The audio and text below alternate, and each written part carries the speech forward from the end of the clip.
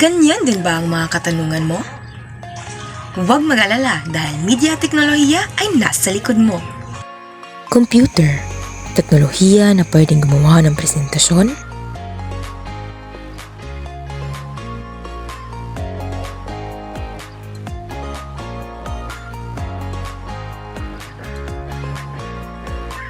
maghanap na impormasyon at may napakalaking tulong sa guro at mag-aaral.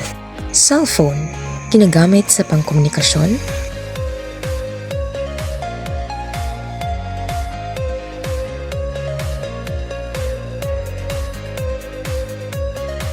o sa pagre-research ng mga taktang aralin at iba pa.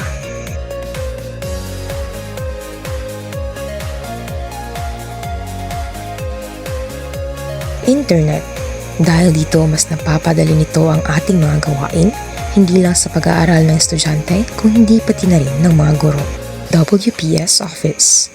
Ginagamit ang mga ito sa pag-edit ng mahahalagang dokumento at pagkukompute ng mga grado o marka ng estudyante.